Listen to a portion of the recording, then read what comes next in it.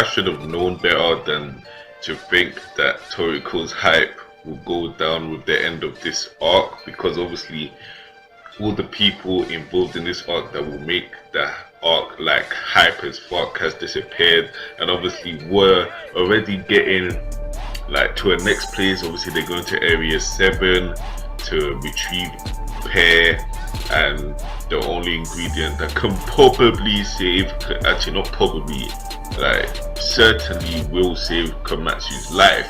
I put the hype will down and I was wrong. It fucking never, because obviously as Toriko and the gang are obviously saying their goodbyes to the bewitching food world, obviously the chief is telling them that raw, guarding this fucking Pear, guarding the treasure food Pear is one of the 8 kings. Now obviously we all knew that basically on every continent that we go to, every area, yeah, every location that has ingredients of Acacia's full course meal obviously will be guarded, or like will have some sort of connection to one of the 8 kings. So obviously we knew going to area 7 we will meet another one of the 8 kings. There was speculations going around of which one it could be because no one really knew, and then obviously as soon as you get the lowdown of how area 7 is like a mountains and it's infested with apes, you already knew that the king that they will encounter there will be like an ape-like creature. And the chief said like the name of this king, Monkey King Bambino, yeah, and who is also known as the problem child of the 8 kings, and he is known that his power eclipse, yeah. So his power is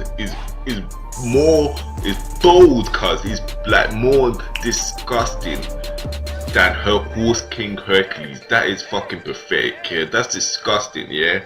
From when horse king can fucking breathe on you, and that breath, yeah, that he showed once again in this chapter, that breath can cut your fucking body in half, and you're telling me there are other kings out there stronger than horse king Hercules? No. That is too much fucking power. The power level needs to get dumbed down, because Toriko could hardly do anything, could hardly touch Hercules. And if it's true that Bambina is even stronger than Hercules, what the fuck are this gang gonna do? And obviously Toriko got a bit cocky, and I would expect Zebra to step in and say, listen, don't get cocky, because obviously we all know how Zebra doesn't like cocky bastards. Which brings me onto this electric train shark who was a bit hyper, he's a bit happy, bed trying to eat Toriko and all of that thing. Zebra's like, listen, sit down, stop talking bad, shut your fucking mouth and close it, shut your mouth, I don't want to see no teeth. He was basically telling the shark, listen, don't get cocky, because if you get cocky, I'll kick your fucking head in. Obviously the shark went night after that. He went beddy time because he didn't want none of that from Zebra. So Toriko was getting cocky as the chief was like, don't, like, prepare yourselves, because to get the Pear, to get the soup Pear, it's unlikely that you're gonna, like, it's unlikely that you won't run into the Monkey King, so you're gonna have to fight him. He was telling them to prepare themselves, yeah. Toriko put on that shadow face, like when people get see all the 4 Heavenly Kings, and that shot, yeah, was epic as hell. But I was like, yo, he was like, as we are now, we won't be beaten that easily. Obviously they've been held air, so obviously they've taken a tremendous power up, as you see from Toriko, as he just blasted Sugetsu to his death, yeah. And Sugetsu is no fuck about, he was owning Man-Sam with complete ease. So for Toriko to one-shot him, technically it's not one-shot, blah blah, it's a continuous shot. It was a one-shot for him to one-shot him, and to just be hitting niggas one-on-one, and even handling Tepe, yeah.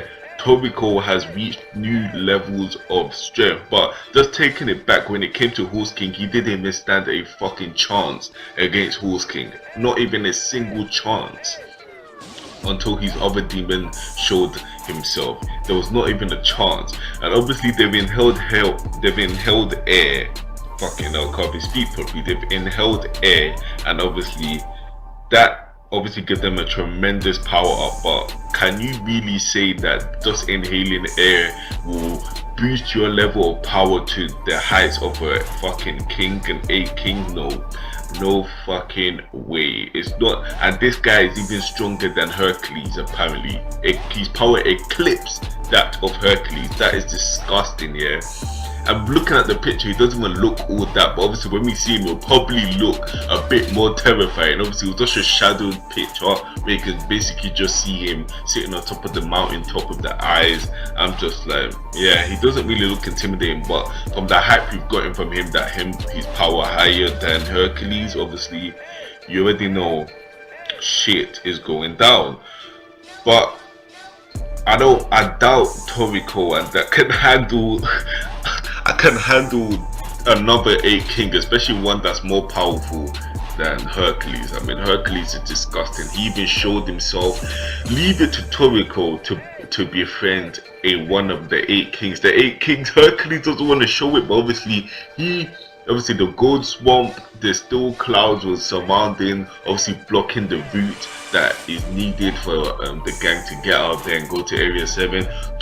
The Horse King came using his powerful breath, yeah, because he just inhaled air. So he used his powerful breath and just blew out, he exhaled, yeah, and the exhale shot cleared the fucking way and gave them a route. He gave the rainbow that is famous from the Horse King to gallop on. He brought that upon the way, and he obviously made a route for Toriko and the gang to be on their way to Area 7. Obviously Horse King's it's not like I want to help you, but you know, I've gained respect for you and all of that, so I'm just gonna give you a little helping hand. Even when Toriko was saying thanks, yeah, Horse King was looking at him, bitch, get the fuck out of here before I kick you again, fam. Yeah, her rack kick to the face, cuz yeah, Hercules, he's just a fucking G. Look how big he is, yeah. He looked, that octopus, who is gigantic, look like a fucking toy. So yeah, he's actually fucking great. Obviously Komatsu's hanging in there, but it's not, obviously, like the doctor says, she doesn't know when his turn will. Obviously they kept Komatsu stable for the time being, but obviously that's not gonna last, so they're gonna have to like do this thing really quickly and obviously get pair, save Komatsu's life, because I'm sure there's a lot of fans who don't want to see Komatsu dying, but obviously they're gonna have to go through Monkey King Bambina, who is said to be stronger than Hercules. I cannot stress that enough. Stronger than Hercules, the man whose breath takes your body apart. Let that sink in for a bit. So overall, great chapter. Obviously Toriko brings that fucking greatness, and yeah, I don't know if I'm missing anything. I don't really think I'm missing anything. Obviously, oh yeah, the octopus is taking air, bits of air, taking a lot of ingredients they found there over to the human world, and obviously Toriko entrusted Branchi with a task we don't know of. He just said, are you sure you want me handling this?